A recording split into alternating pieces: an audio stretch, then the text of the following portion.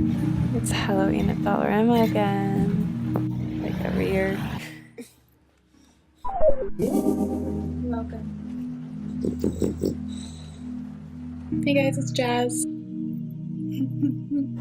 Tragically doing the most.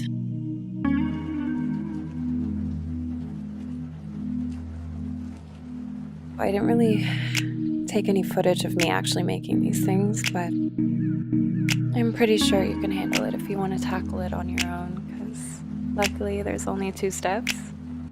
So let's get started. I got this poster from BDev on Ossington in Toronto, and the holder was $25, so I was like, no. We got these marshmallow sticks. Oh my god, this smells so good. I'll show you why. Amazing.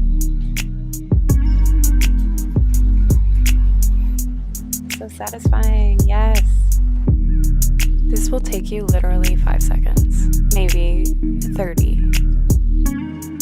I don't know if that classifies as DIY, but they made me really happy when I saw them in the dollar store, so I picked them up, and I mean,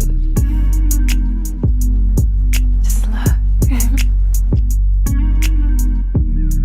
Stuck these ferns in a phone book a few months back, and I think they're vibing with their new home, but you could put a candle or something else cute in here.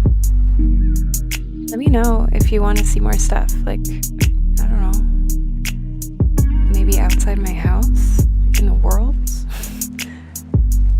Yeah, I don't really know where to start, so this is pretty fun. I'm trying to share more. I think it'd just be cool if I showed you some of the weird shit I did, and maybe it's not so weird, maybe it's like really weird. But what better way to find out, honestly. Thanks for watching. For real though.